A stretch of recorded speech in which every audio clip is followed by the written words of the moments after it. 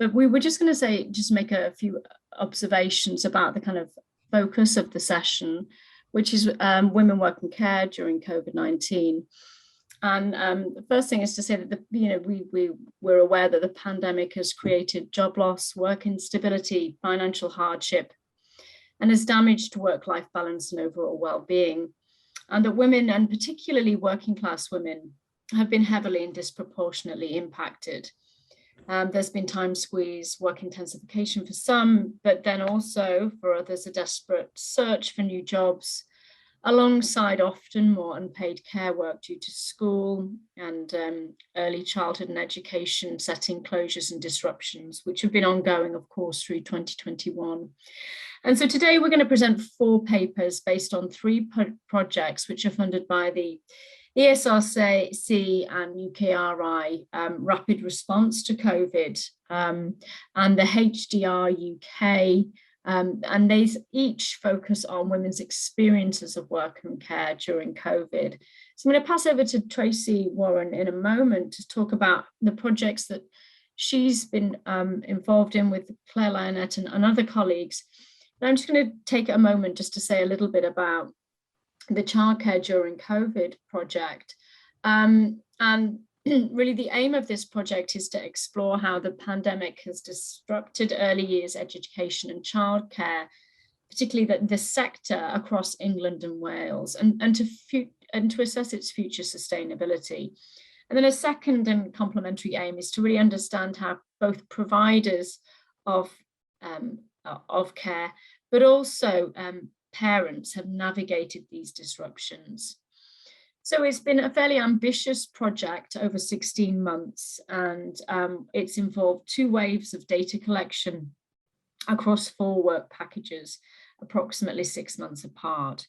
So we've had 4 surveys looking at the experiences of nursery managers, childminders, nannies and parents, and 185 interviews across each wave with nursery managers, childcare practitioners, childminders, nannies, parents and grandparents, to get a really full set of perspectives about not only the provision of early years education and childcare, but also the experiences of families, parents and grandparents, particularly through the pandemic.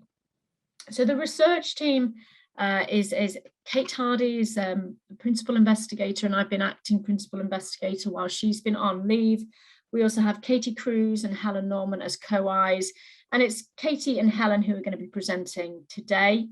We have Xanthe Whitaker as impact lead, and Nathan Archer and Louise Schroders, who have been researchers on the project, and we've also got the website there. So I'm going to hand over to Tracey to talk a little bit about her project now. Thanks, Jenny. Hi, everybody. Yeah, so as Jenny said, today myself, Claire Lionette and Lewis Torres are going to be drawn on findings from 2 linked research projects. Both projects were carried out in close collaboration with the UK Women's Budget Group. And both projects were kind of tasked with providing rapid results, as well as accessible and open science, open access results. Kind of hopefully complementary to the Leeds team's project, because both of our projects are based on analysis of the nationally representative large survey data. And we think it's essential to do that to show the overall picture of the pandemic's impact on employment, as well as to showcase inequalities in working lives. So just briefly, because you'll hear about this in a minute, there's a project, myself and Lewis, looking at women and men's working lives overall, and that, as Jenny said, is funded by UKRI, the Age Health Data Research element. And then we'll talk about the projects after that with Claire and the Women's Budget Group, and that is looking in particular at working class women's working lives and comparison with other workers. We'll obviously talk about our findings today, but if you want to find more details about it, just have a look at the website there. Thanks, Jenny.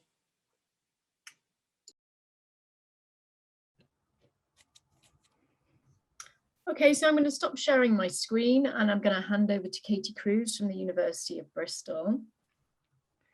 Thanks, Jenny. And just while Katie's kind of getting her screen up, I'll just maybe just say a few words about how we're going to run the session. So we've got 4 papers, 2 from each of the projects. The speakers are going to speak for around 15 minutes. I'm going to give them a 2-minute warning. And then we're going to keep all the question and answers for the end. Okay, so at the end, there are 2 options. You can either raise your hand or you can use the chat function. Furthermore, I think just for the benefit of the screen, we're going to ask anybody who isn't presenting to turn their videos off so that we can see Katie and the slides as effectively as possible. So I'm going to introduce Katie just by saying Katie is going to be speaking Katie's presenting, but it's a team effort with Santhe Whitaker, Nathan Archer and Kate Hardy.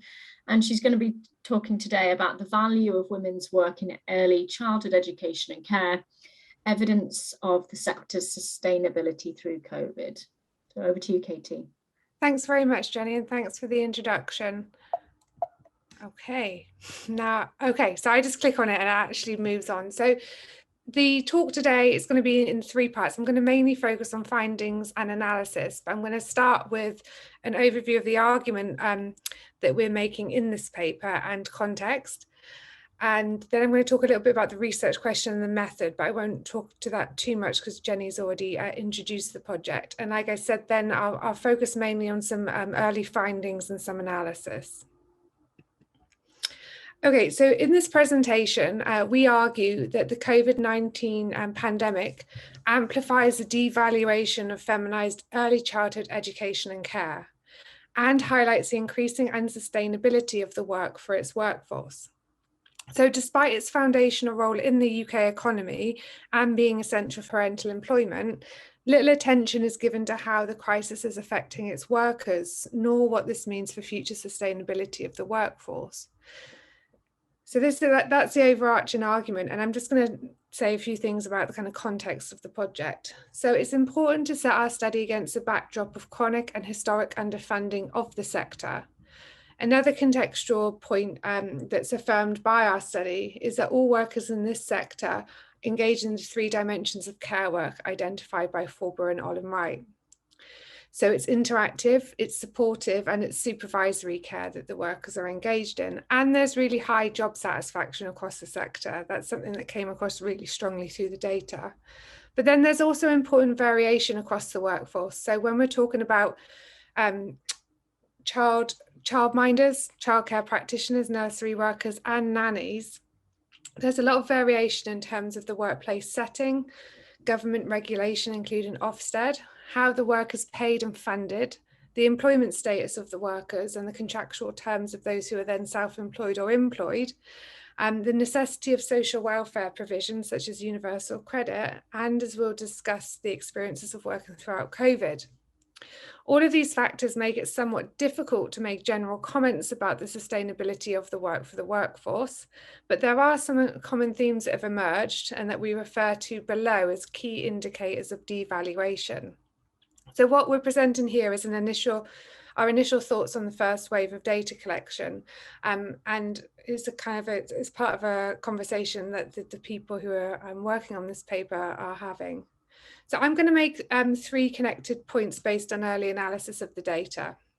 So first, as I've said, COVID has highlighted and intensified the devaluation of this highly feminized sector. Second, it's further highlighted the financial precarity of early years educational settings. And this is seen in the actual or looming deterioration of work and employment conditions in the sector. So third argument, which is a little bit ambitious that we said we'd do in our abstract, so I'm going to attempt it. So we wanted to talk a little bit about the labour market and state-driven processes which institutionalise the undervaluation of this feminised work. And I think that these processes are thrown into sharp relief by the pandemic. So I'm going to briefly focus on one aspect of these processes, which is the regulatory framework, both general and COVID specific, which perpetuates the devaluation of this labour through what Lydia Hayes calls the institutional humiliation of this workforce. Okay. So our project then, as we've heard from Jenny, is about the disruption to and sustainability of early childhood education and care during COVID. A key component of this is the impact of this disruption on the work being done by the workforce.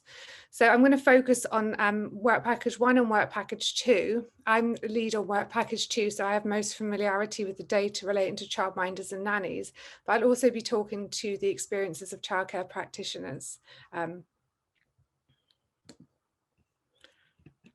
Okay, so the first thing I'm going to do then is talk about some of the indicators of undervaluation or devaluation that have emerged from the data. So the first thing to say is that current conditions are testing the resilience of workers. It's a very stressed and anxious workforce. The open text box of the survey that we distributed to nannies and childminders was littered with comments about stress and mental health. And nursery managers and childcare practitioners highlighted the gravity of stress for a number of nursery workers. So you can see here, I won't read out all of the quotes, but these are some of the sorts of comments that we're receiving. So one nanny said, "I can't cope mentally anymore looking after 3 children and homeschooling them when parents are working from home, while at the same time my child is at home and I have no energy."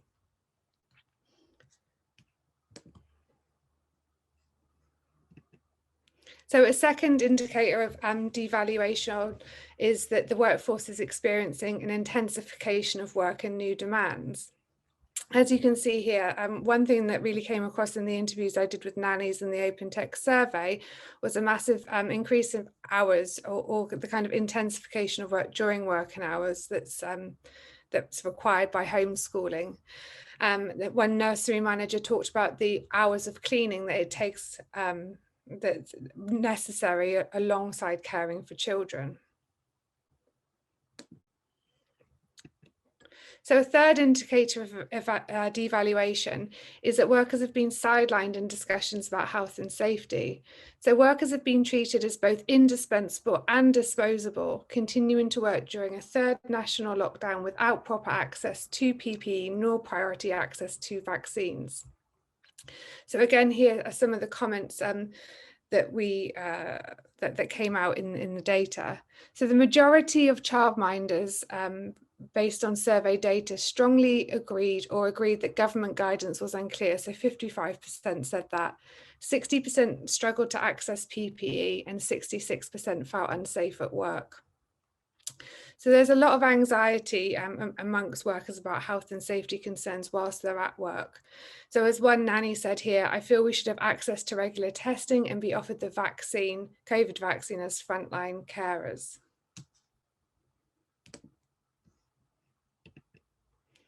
So government support packages have been vital, but they've been inaccessible for a significant number of workers and often haven't been enough to cover basic necessities.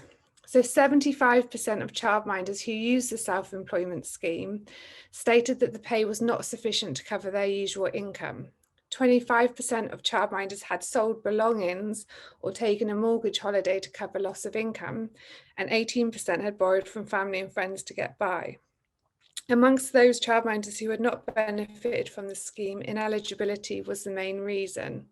So as one childminder says here, "Being newly self-employed was difficult, financially very tiring. I took another job in the end to cope, no stability or ability to plan for the future."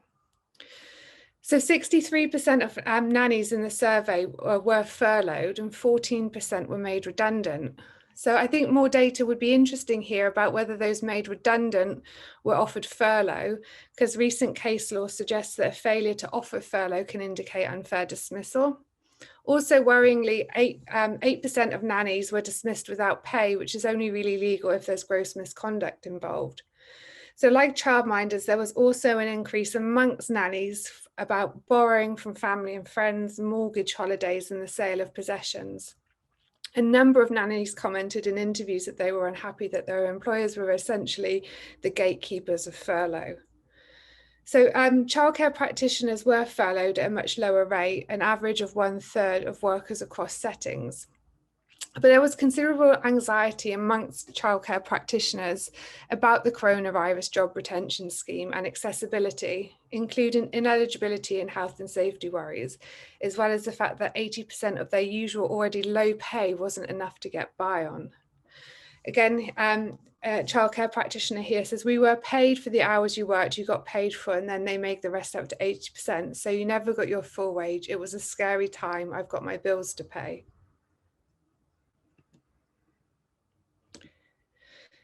A further indicator of devaluation is the almost complete absence of contractual sick leave, so anything above the meagre amount afforded by statutory sick pay. So this is a real concern for the workforce, and it's something that's emerged out of our first wave of data that we're gathering more data on in the second wave. So it appears that some workers might be losing their sick pay. So as one quote here from a childcare practitioner says, that workers signed a new contract in which it appears that they lost their contractual sick pay, and that the union is involved in that dispute. So childminders are self-employed and so have no sick pay, and many felt compelled to stay open and risk sickness because there's little or no support. So as one childminder said here, getting sick and infecting my family, which did happen, no options but to open as no support, having to put financial factors above the health of the family. So we're still looking through the data here, but the qualitative interviews are showing a range of strategies being employed by workers to make up for the loss of pay that comes with being off sick, including using annual leave and taking second jobs.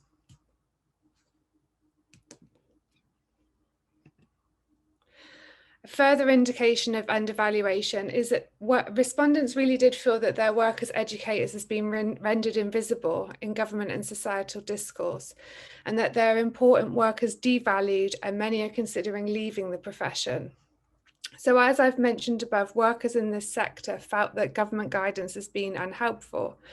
So 69% of childminders and 50% of nannies strongly disagreed that society values the work that they do. So we don't, there is in a sense a danger of a care drain amongst childminders and nannies in England and Wales. So we're at risk of losing the particular labour that's done by those workforces. So 60% of childminders and 40% of nannies are not at all confident or only somewhat confident that they'll be offering services in 6 months. So the determinants of lacking confidence relate to factors such as decreasing demands, safety concerns, pay concerns, and area work. So whether the work is in an area of deprivation, which also seems to have an impact on career confidence. So again, some of the quotes here from the qualitative interviews. One childcare practitioner says, I personally am looking for another job. I don't really want to work in early years at the moment. Oh, I've applied for anything, whether it's a school cleaner, dinner lady, Tesco's, I'm willing to go anywhere now. So another indicator of devaluation, and we're exploring this idea, it's something that I'm thinking of at the moment, is that there is potentially a drain of childminders and nannies and the type of care that they offer. So there's potentially people are really thinking about leaving, and this is worrying for a number of reasons. It's a highly skilled workforce who offer the most flexible childcare and have really high job satisfaction. So 55% of childminders have 10 or more years of experience in their profession, and 57% of nannies had 7 or more years experience in their profession. So 90% of childminders and 80% of nannies are satisfied or very satisfied with the sense of achievement that they get from their job. While most nurseries did not report no confidence in remaining open, so they are, confident that they will stay open, they did report troubling financial steps that will be taken to stay open. So this brings me to our second finding about the financial precarity of the sector and its impact on workforce sustainability. How am I doing, Jenny? Just about to say 2 or 3 minutes. Yeah, okay, I can get done. Yeah. Okay, so the funding of the sector and its financial sustainability is having an impact on work for sustainability and the conditions of work for the workers. So childcare practitioners and childminders' wages are paid by government funding, which is insufficient to cover the cost of care, which then has to be supplemented by parents' fees. And nannies are paid by their employed parent, who can claim for funded hours and then make up the rest of the nanny's salary with their wages if they earn under 100,000. So as we all know, this is a highly volatile and dysfunctional consumer-led market that relies on a mixture of public and private funding. The pandemic has drawn attention to this financial unsustainability, and our data has documented this via its impact on workers' employment conditions. So although nurseries aren't not confident that they'll remain open, they have reported a number of changes to provision that will have an impact on the workforce, including raising the number of children cared for per staff member, lowering overall staffing, including apprentices, and eroding the conditions of employment for staff. So 60% of childminders are not at all confident or somewhat confident that they'll continue. And the first lockdown resulted in 63% of childminders losing children they care for, and 57% of childminders are working less each week. 6 out of 10 childminders receive no fees from parents, and just over 14% were paid at a reduced rate. So childminders' pay relies on government funding and parents' fees and is extremely precarious. So the pandemic has really shone a light on this, and it's little wonder we think that our data has revealed that this form of childcare and its future is really hangs in the balance. All right, I'm just going to say something very brief then, because we said we would, about the regulatory, the more kind of structural processes that were involved in the devaluation of this work. And at the moment, I'm thinking through Lydia Hayes's socio-legal study of home care workers and what she describes as the institutional humiliation of this workforce. I think this is quite helpful for thinking about early years workers. So labour market and state-driven processes institutionalise the devaluation of feminised care work and obviously predate COVID. But COVID has drawn attention to the contradictory processes that regulate care work as both socially necessary and vital for the economy on one hand, and as devalued low-skilled and frequently invisible labour on the other. So I'm interested in this legal and regulatory layer that judges this workforce and is composed of labour law, funding, the views of in Parliament, the government and service users. So following Lydia Hayes's socio-legal study of home care workers, this regulatory layer can be characterised as a process of institutional humiliation of women who work in this sector. Institutional humiliation then is a persistent failure of our regulatory framework to accord such workers a modicum of respect, let alone laudation. So I'm just going to end on a couple of points, which is to say, it's not that workers in this sector aren't being paid their basic right, being afforded their basic rights, such as statutory sick pay or national minimum wage. Equal pay laws apply. But the problem is that these minimum or benchmark rights at work cannot address the chronic devaluation of care work and the segregation of women in it, and end up simply perpetuating it. The regulatory layer is not challenging the marketisation of the sector, the woeful underfunding of it, and the long-standing devaluation of this labour. And just yet to end, it's a rather gloomy picture, but I thought I would end with some of the views of workers themselves about what the sector needs. Based on the childminder and nanny surveys that I've looked at, what they want and need in the immediate present is quite simple, which is more funding for the sector. I'll leave it there. Thanks, Katie. That was a really, really good and run through so much data. Thanks very much. So shall I introduce Helen and ask her to share her screen now? Katie, you need to... Yeah, I got to stop sharing, sorry. Yeah. Right. Oh, hold on. Still says you're sharing. Yeah, my computer's just done a wobbler. Ah, right. Okay. Okay. Share this. And just to remind those of you who have maybe joined the session, we're having a Q&A session at the end of the 4 papers. So any questions you have for Katie, please do hang on, and we will get to those. after we've listened to all of the presentations. So next up is Helen Norman presenting a paper co-authored with myself and Louise Schroders, looking at the impact of COVID-19 on parents' work well-being and the use of early childhood education and care in England and Wales. Over to you. I'll reappear in about 15 minutes, and if you need an extra minute or two. Great, thank you very much. Okay, so I'll just get going with this, and assume everyone can see my slides okay. So this is what I'm going to be talking about over the next 15 minutes. I'll be kind of looking more focused on the views of the parents and changes in the use of ECEC and how this has impacted on work and their experiences through the pandemic. So COVID has amplified pre-existing gender inequalities in work and care. Just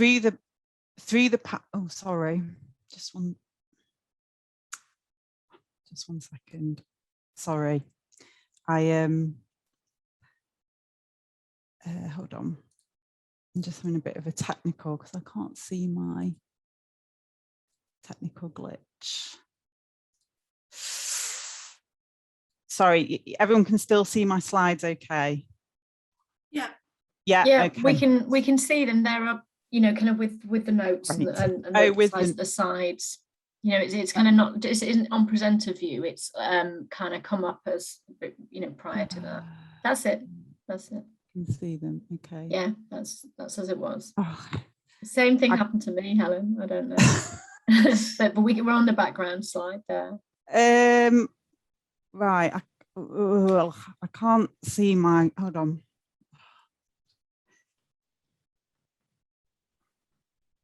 Right.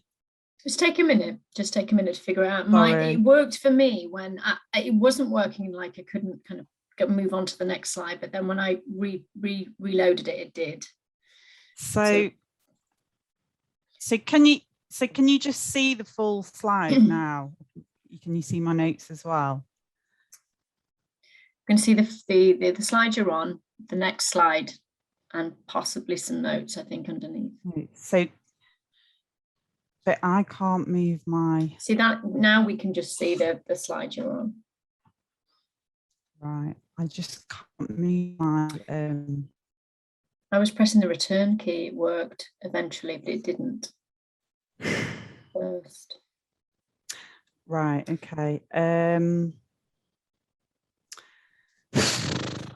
Sorry about this. It's not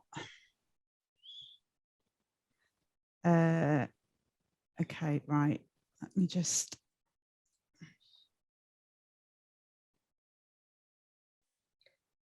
right, okay. I might just have to do that. So you might be able to see some of my notes, but so okay, so COVID has amplified pre-existing gender inequalities in work and care, and we can see that kind of through the pandemic, women have been more likely to assume additional childcare and housework following nursery and school closures.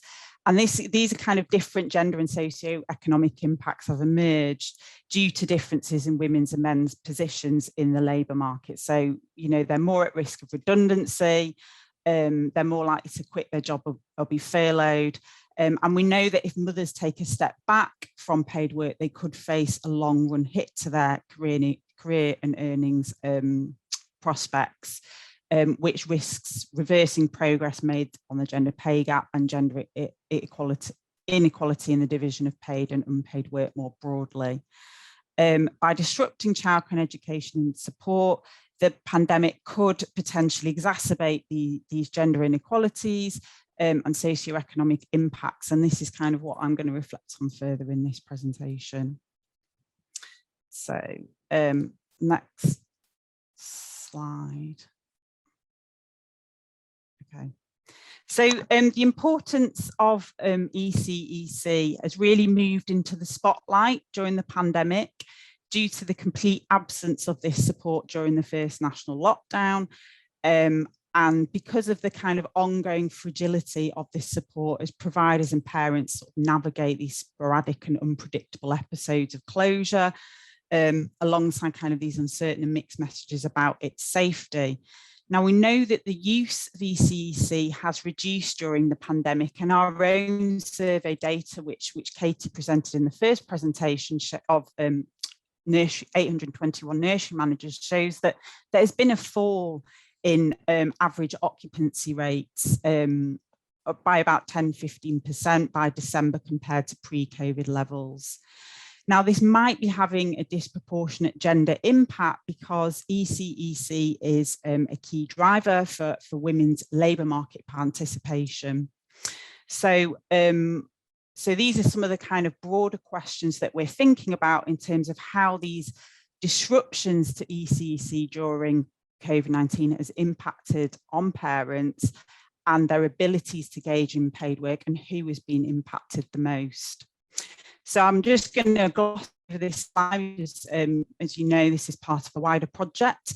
Katie's already presented sort of some of the data from work packages 1 and 2. I will be focusing on data from work package 3, which is from the parents. And just to say that the survey data I'm presenting today is very descriptive, and we're just picking out some of the sort of more stark kind of revealing quotes from our interviews, but the analysis is ongoing. So this is just a reminder of well, not a reminder, these are the research questions for our this particular presentation. So we're looking at how the use of ECEC has changed during COVID, which types of parents have been impacted the most, and then kind of thinking about what this means for parents and particularly mothers trying to reconcile work and care. So I'm just going to start with the survey data here. So this is our survey data from the first wave of data collection. We surveyed 1,016 parents across England and Wales at the start of the year from YouGov's panel, which covers over 1 million members in the UK. The sample was designed to be as nationally representative as possible, and some of the characteristics of that sample are shown on the slide here. So we can see that 7% of the sample from Wales, we have slightly more mothers than fathers responding, a mix of social grades, but skewed more towards the middle classes, and most of our respondents, 73%, were in paid work. This survey was complemented with 42 in-depth interviews from a range of locations shown on the slide there. And these locations were chosen because we wanted a kind of southern and a northern region incorporating both rural and urban areas. So this first table shows the fluctuations in the use and non-use of ECEC delivered mainly by nurseries, childminders and nannies during the pandemic in 2020 compared to before the pandemic, defined as before March 2020. So you can see that the use of ECEC was stable for just under half of our sample over this period, but over a third of parents did not draw on any ECEC support, either pre-pandemic or during 2020, and a further 12% didn't draw on any ECEC support during 2020 after having previously used it. So we don't know whether this drop in the use of ECEC is a direct effect from the pandemic as yet, but clearly the responsibility for childcare for these 470 odd families who were not using ECEC in 2020 resided with the parents rather than being outsourced to a provider. And only a very small proportion, 8%, started using formal childcare after having previously not used it.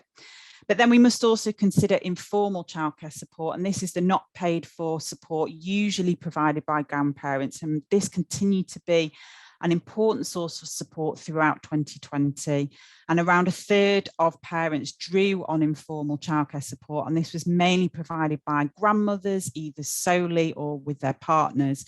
So again, we can see a reliance on the unpaid care work of older women for many families, which really emphasises the need for this kind of care, reproductive work that is often so invisible but crucial for many families. And often as informal care is used in conjunction with or instead of ECEC provision, as shown on the slide in that second bullet point there.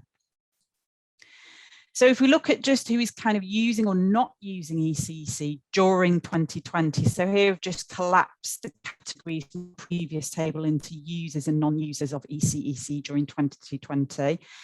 And we compare parents across some of our socioeconomic indicators. Here we've got social grade and levels of deprivation using the index of multiple deprivation decile, which is the official measure of deprivation, where 1 equals parents living in the most deprived areas.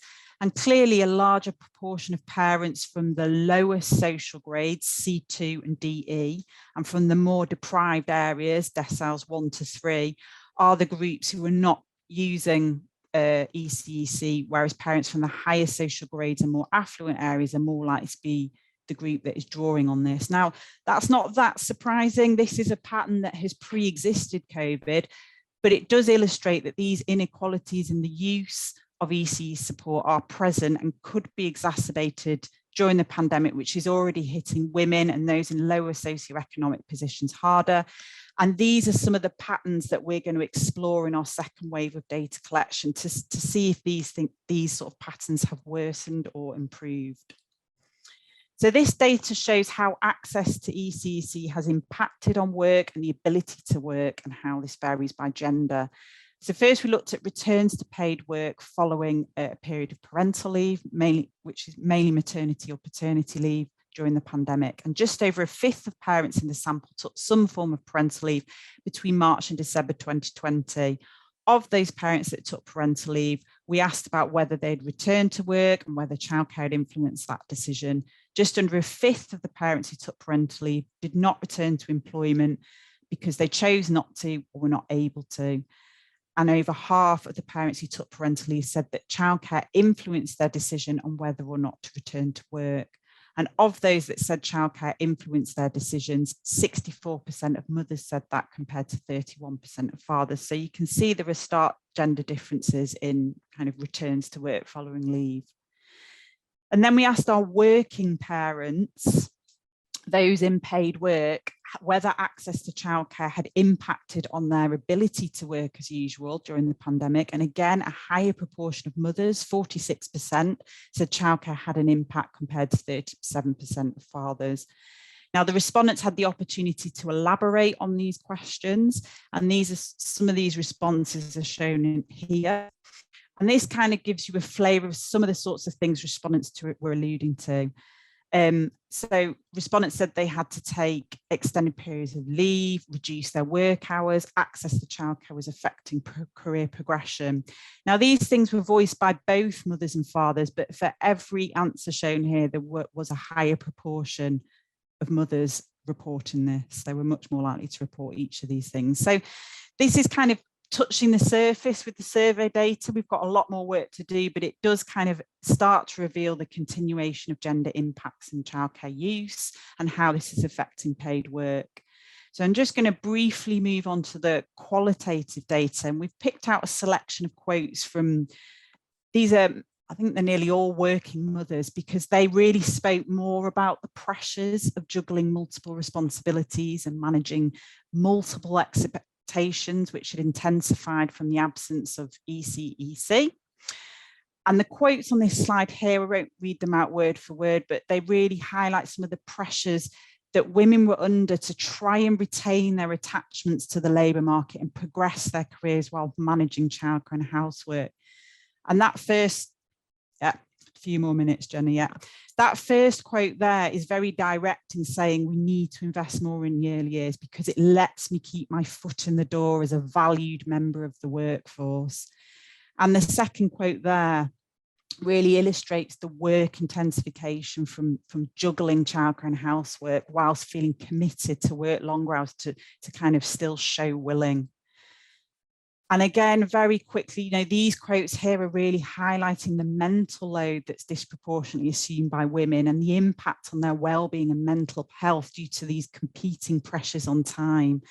And I think the first quote there is really, revealing, she was saying, I have a constant guilty feeling of not being the best parent, not the best colleague, I'm not the best wife, all these competing roles demanding of her time. Whereas the second quote there talks about feeling buried under the pressures.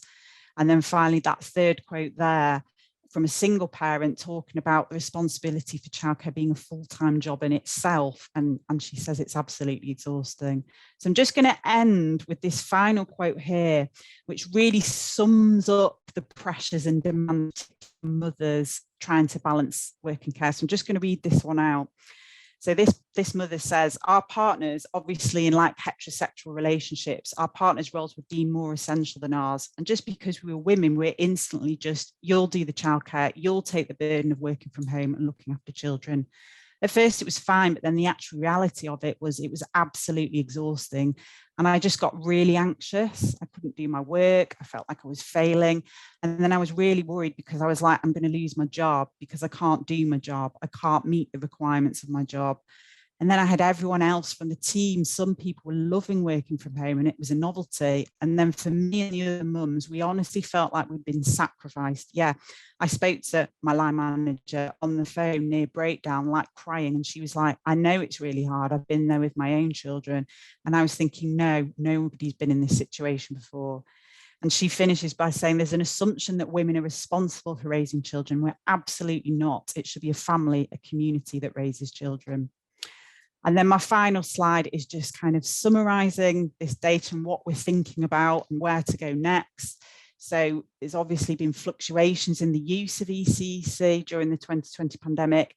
There are clear gender differences in the ability to re-engage in paid work during the pandemic. And all of this raises broader questions about gender equality in the organisation of paid and unpaid work.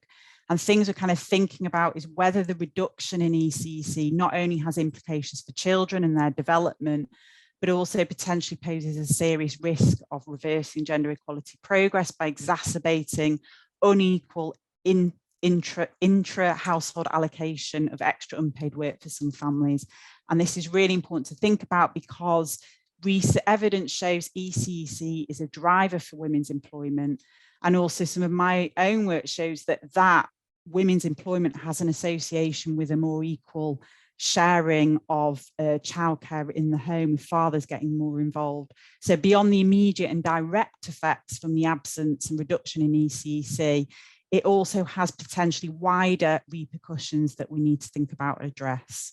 And that's it. And I'm very sorry for the hiccups at the start of this talk. That was great, Helen, no problem at all there. So if you maybe stop sharing your screen, and I think it will be either Tracy or Louis that will share their presentation next.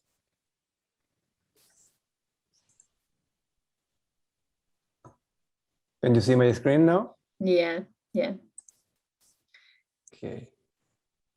Okay, so I'm going to hand over to Louis, and he's going to be talking with Tracy on track and trace inequalities, exploring the impacts of COVID-19 on women and men's working lives in the UK, with Angreet Vekin as well.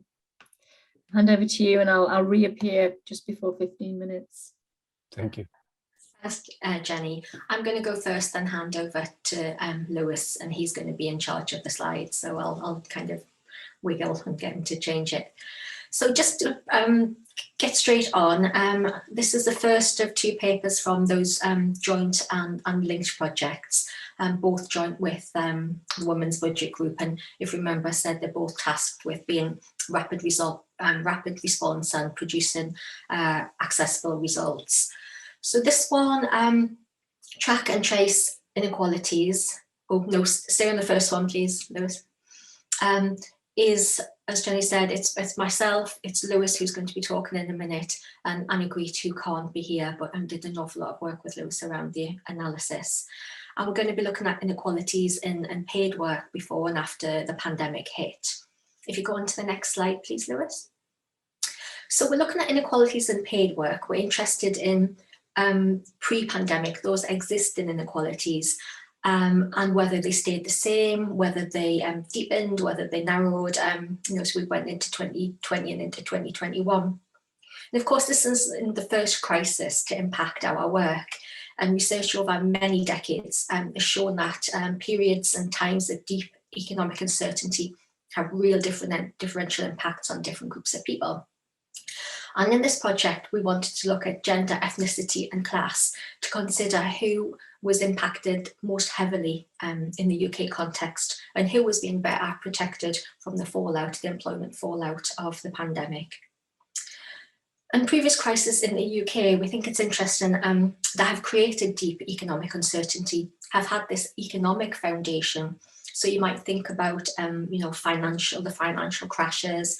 You might think about the Great Recession of 2008, 2009, and the period of austerity that followed that, and so on.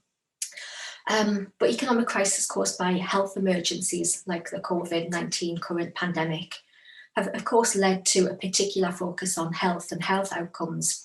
And you can see in the images on the slide, so the kind of real inequalities in the health impact of the pandemic. And we see real similar levels of inequalities in employment experiences.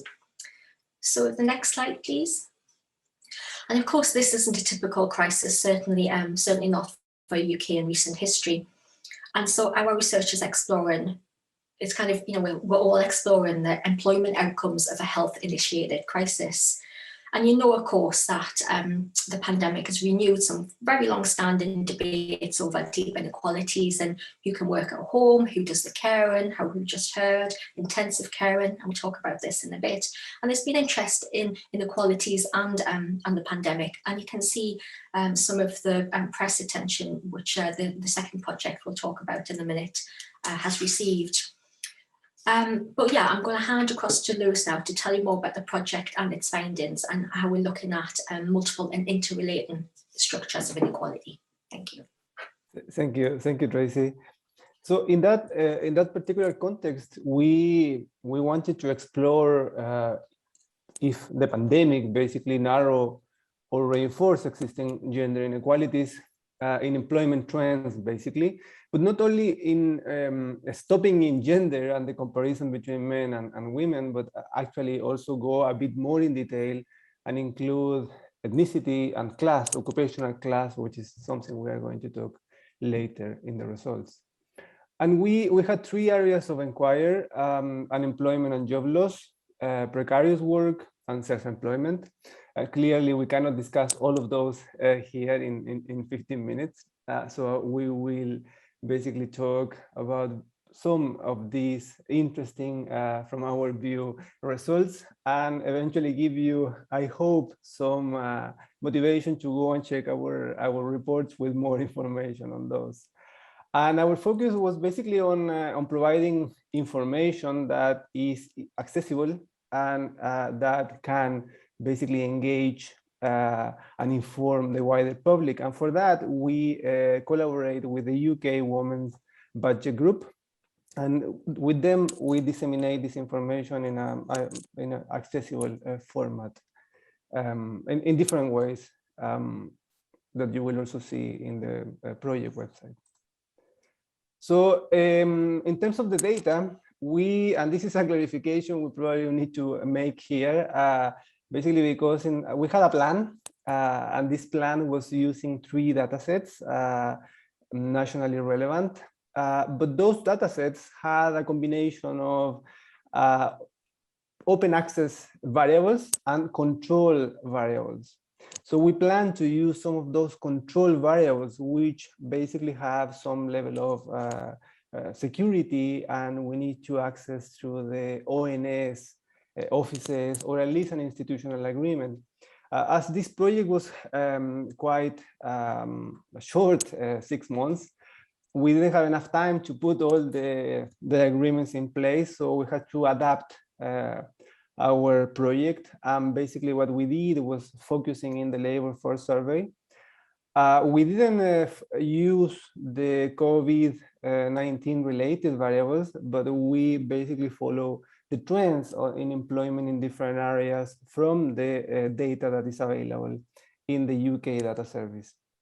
And we also use, but this is something we are not going to discuss in the presentation, the coronavirus and the social impact results, but these are the ONS published tables. So basically we created some visualizations and a dashboard with that information plus the labor force survey. But the results we are going to discuss today are basically related with the labor force survey. We also use the labor force survey from the first wave in 2019 up to basically the wave from February to April. The outcomes of the projects basically were 3 reports about unemployment, job precarity, and self-employment in general. And those are the typical PDF and also some interactivity by putting them in online version. We also have open source code and analysis. So the idea is that everyone who is interested can go and take a look at those and eventually replicate those results, or simply continue tracking and tracing those inequalities after pandemic. Some of our results, if we, and this is a general, this is probably something you have all seen eventually in the websites of the ONS, but the focus here is interesting from our perspective, basically because this graph comparing men and women basically shows something that we already know. Well, there is a gap between men and women in unemployment, for sure. And when we have an economic crisis or an economic uncertainty, like the one brought by COVID-19, the inequalities broaden and in many cases impact more men than women, at least when we see this in broad terms. But what happens when we try to go a bit more in detail and add ethnicity to the picture? Well, as you can see here in this other graph, you can see that when we just simply compare white workers and minority ethnic workers, we also can replicate to some extent or see again the gap between these 2 groups. As expected, and as we already know too, the gap is against minority ethnic groups. Now, if you see, when we started the pandemic here in this dotted line, the gap was more or less stable, not too stable, especially when we see in 2019, but still there was some level of stability here. But then when the pandemic started, everything goes up, but particularly for minority ethnic groups. So basically when at the start of 2021, the gap between both of them was around 5% points from less than 3% points. This is a concerning trend. So what happens if we actually link ethnicity and gender and study these unemployment trends in that under those lens? Well, the picture is even more concerning, as you can see here. I know that there are a lot of lines here, but let's focus in some of those. If you see the first one here at the top left, I hope in your screen, you will see the white workers. If you see here that most of the overall trends are actually driven by white workers, and this, I mean, this makes sense. I mean, we have more white workers in the UK.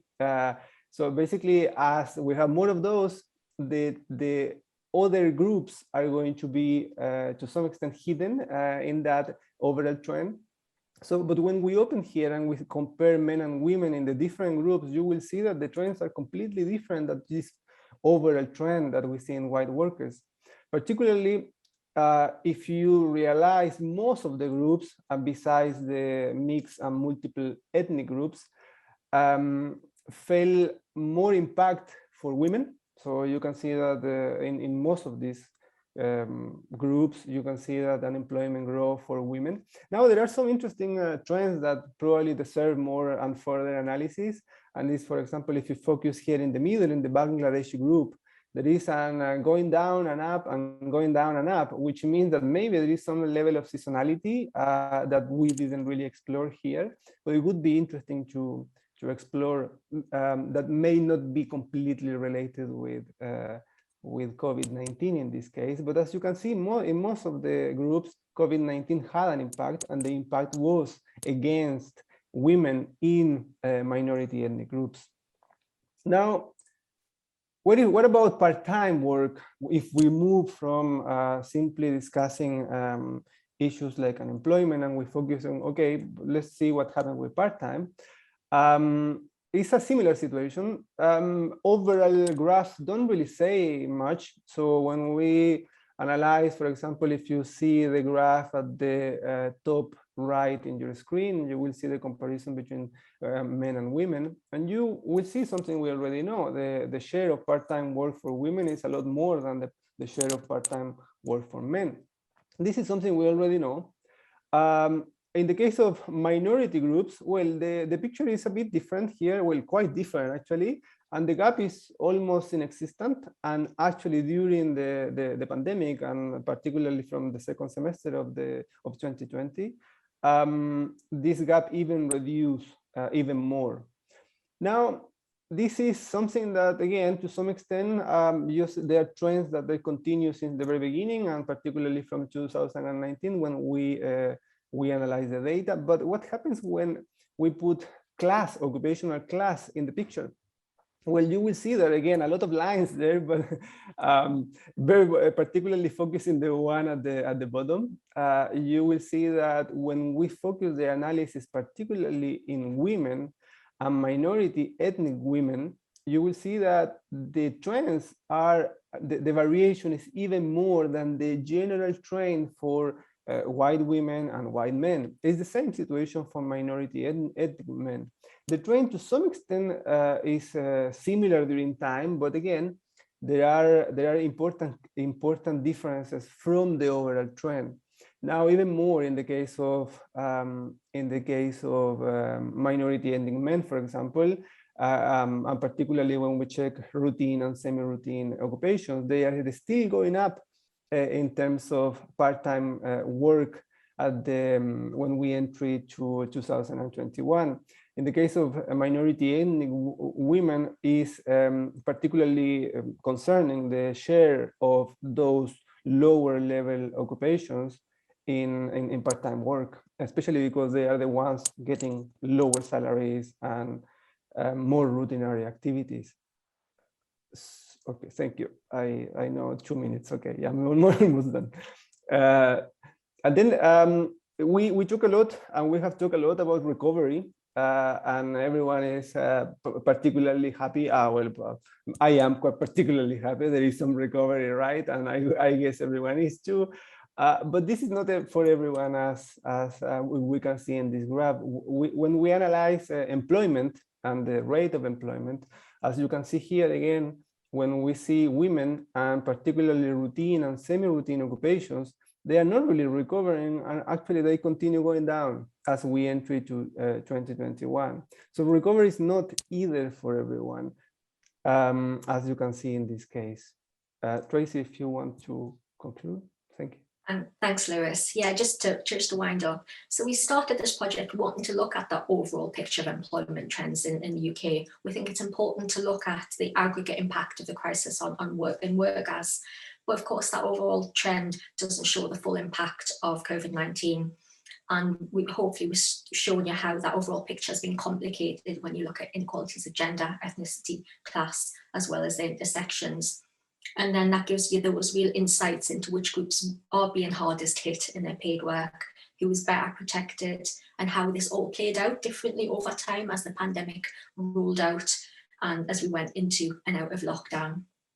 As Lewis said, we're looking at other issues in our project, which we haven't talked about today, but those findings are reinforcing the conclusions which were presented today, that the impact of the COVID-19 pandemic on our work is a result of these sort of deep persistent structures of inequality.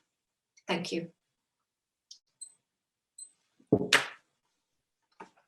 Thanks so much. And just a reminder that we are going to take questions at the end, so please please do hold on to your questions. Just one more paper, and that is going to be presented by Claire and Tracy, I think, and is co-authored with Ruth Tarlow. And the title is Working Class Women Carrying the Work Burden of the COVID-19 Pandemic. Can you see me? Jenny. I think Can you it's see the fine. slides? Yeah. Okay. Thanks, Jenny, thanks. So this is the second of the projects that were led by Tracy. Lewis and Tracy just presented on the other one. And this project has a focus on working class women and finished at the end of June. So just to sort of point out, there's a lot of outputs from the project. So if anyone is interested, do have a look on the website, because we've got lots of different briefing notes on various topics and things like that. But I'm just going to launch straight into it. So Tracey, next slide, thanks. So in terms of the UK context, we all know it's well over a year since the start of those horrible lockdowns. We've had massive changes to our hours of work, to how we work, to where we work. We've also had these sort of additional burdens of homeschooling and perhaps caring for neighbours and relatives as well during COVID. There were some optimistic assessments, certainly in the early days, about maybe how working from home might narrow those existing gender inequalities within the home. So if men were spending more time at home, they could share the childcare, the homeschooling, and also do more housework. But there are also those sort of long-standing pessimistic assessments that there might be no change. So our focus in this paper is on paid work. We're going to look at the division of housework and also childcare and homeschooling. And we're also going to look at psychological well-being. As I mentioned, there's other things we looked at, but we don't have the time to sort of cover everything today. And just to stress that we are looking at working class women in particular, but we do compare those with other workers. So next slide, thanks Tracey. So in terms of those sort of existing gender and class inequalities in the UK that we already know about, we've had a lot of disruption since the Great Recession of 2008-9. We've had a sort of a whole decade of austerity and economic unrest, and then along comes COVID. And obviously there's sort of still unknown longer term effects of COVID. So what we're really interested in is, do these kinds of unsettled times bring some opportunities for change and for progress, or do they just reinforce those existing inequalities that I talked about? So moving on, Tracey, thanks. So we know already in terms of gender and class before the pandemic, in the UK, we have this sort of persistent male breadwinner, female part-timer gender model of work, and that's intensified in the UK. We've got particularly short hours worked by predominantly female part-timers, and we've got very long hours worked by predominantly male full-timers, and that model is most strongly seen in working class families. Again, Tracey. And just again, in terms of those sort of class inequalities pre-pandemic, we already know that working class women work in those 5C job areas that Tracey and Louise mentioned. So the cleaning, the catering, the clerical, etc. And these jobs are typically poorly paid and they lead to financial insecurity. Working class women are more likely to work part-time. They're more likely to do more of the unpaid housework and care. And also, not surprisingly, they're less able to afford care help such as cleaners and nannies. And remember, they themselves are the cleaners and nannies. Tracey and I have had a long-standing interest in working class men and whether or not they do more in terms of housework and childcare, but I'm not going to go on about that. We talk about that a bit in the findings, but I'm going to hand over to Tracey now just to give some of the sort of top level findings from the research. Cheers, Claire. So yeah, this project's looking at a different data set. You might have come across the UK Household Longitudinal Study, which is an established study. It's been going since 2009. And Claire and I have researched it a fair bit. The existing participants were asked last year if they wanted to take part in a COVID survey. And it was about monthly since April 2020. So you've got thousands of participants took part in Wave A, and you've got about 3,700 employed women of working age. And so we're looking at their working lives broadly, as Claire mentioned. So we're looking at women and men, and we're looking at class via the National Statistics Socioeconomic Classification, where working class in occupations in semi-routine and routine jobs. So you've got care workers, waiting staff, cleaners, and so on, are grouped together, and we compare them with other workers. So we're looking purely at employed people here, because those people in jobs, of course, weren't unaffected by the pandemic. And just to start off, there's this kind of a real pandemic phenomenon of people who are employed but report actually doing no hours in their job. So back in January, February last year, God, was it last year? Very few people said, you know, I'm employed, but I'm doing 0 hours in my job. And in April, that jumped up to getting on the third of employed women, as well as 29% of employed men. And this is a real sort of classed picture. So if we look at figure 2, then again, you've got those, you know, very few people who are employed say they're doing 0 hours, you know, across those class groupings. But then you can sort of kind of see where that real impact of being working class. We just got employed women in this figure, a similar picture for employed men. So 45% of working class women in April said that they were doing 0 hours in their jobs, and, you know, far fewer percentages in say management and professional occupations, for example. And this, of course, is linked in part to the classing of furlough in the UK. So we can see here that working class workers were disproportionately more likely to be furloughed than people in certainly in those senior roles. And men overtook women as 2020 closed. So by November, you've got a third of working class women, and again, on a half of working class men had been furloughed at some point. And, you know, much lower levels of women and men and more senior level jobs. We haven't got sector here, but we've got that elsewhere. So you're looking at workers who are in accommodation and food service activities. You've got women in arts, entertainment and recreation, and you've got men in construction, you know, being heavily furloughed. We're also interested in the real class inequalities in the employment conditions experienced by people in paid work. And, you know, lots of us are talking about who was working at home and the conditions of working at home. And this is, again, a really class phenomenon. So look back to January, February, and this is people who said that they're always working from home. We look at it in lots of different ways, but this is people who are saying they're always doing it. And you've got, like, you know, little tiny percentages of people who are saying they're working at home all the time. And you can see that blip up in April after lockdown.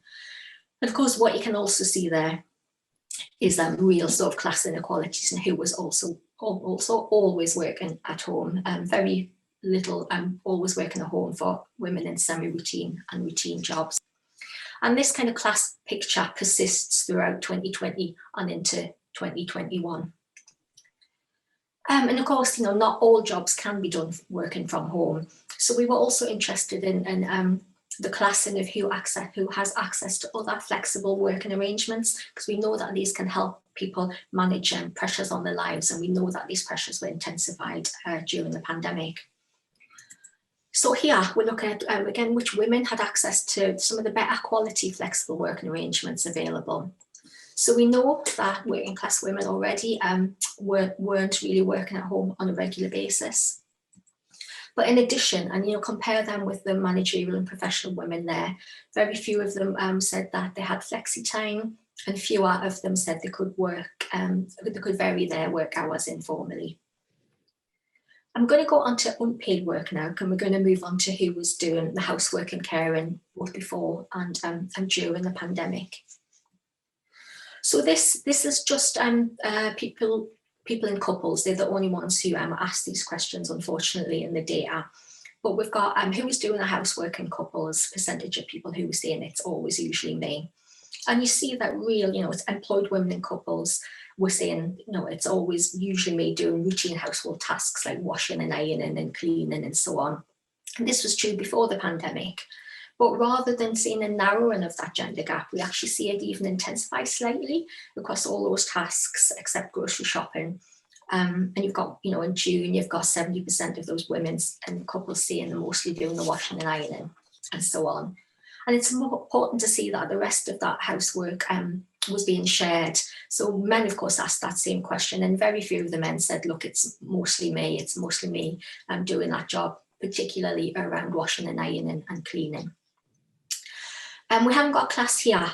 Class is less of a clear picture than gender, but working class women, for example, were more likely to be doing washing and ironing.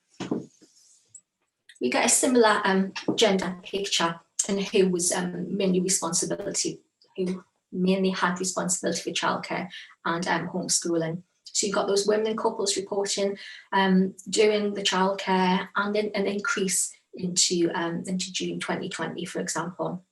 59% of employed women in the couple said that they were always usually doing the homeschooling. And you can see some class picture there as well, with fewer managerial professional women talking about having the main responsibility there. And given these pressures, we're really interested in how workers manage the combined pressures of paid and unpaid work, especially in that intense pandemic situation. So in this figure, we've got people, so which employed people said that they were adapting their paid work because of the time they were spending doing childcare and homeschooling. And so this is people who've got kids.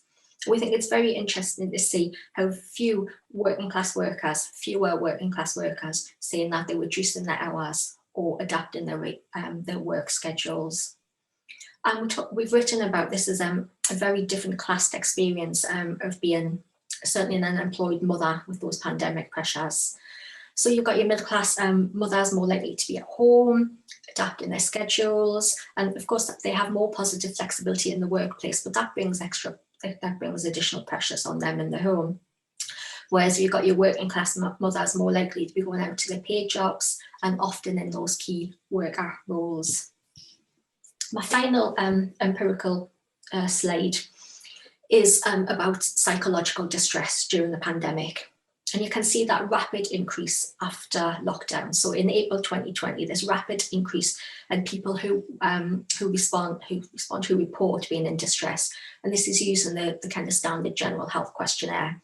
So that's like an overview of 12 questions. Are you able to concentrate at the moment? Are you losing any sleep? Are you under strain? Are you enjoying your activities? Are you feeling happy, unhappy? That kind of thing. And you see those levels of distress kind of fall and rise along with the lockdowns, in particular for women. And you can see that gender picture, that's the gap in the middle of the kind of gender gap in the psychological distress.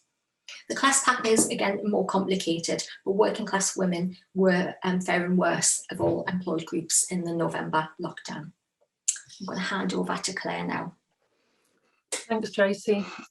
So just to sort of sum up what we've done, we've looked at those gender and class inequalities in UK working lives and the impact of the pandemic. And we also examined the potential for change and the reality. What we found was that those existing class differences in paid working actually deepened during the pandemic, and that the existing gender differences in housework intensified as well. We saw that the responsibilities for childcare and homeschooling increased during COVID, with obviously homeschooling was a new thing for us. And we found that mothers had the main responsibility, so big gender differences maintained there. And also that middle class women adapted their paid work more than either middle class men or working class women. And in terms of those sort of quality flexible working arrangements that we looked at, we found that the working class women were much less likely to work from home, most likely in jobs where they couldn't work from home, and had less access to the sort of better flexible working arrangements. And in terms of the impact of COVID, we found that women had much higher levels of psychological distress than men.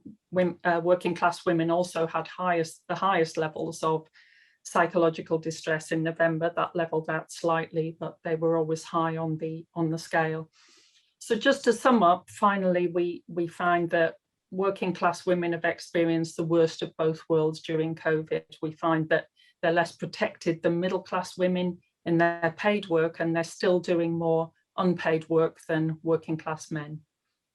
Thanks, Jenny. Thanks, everyone.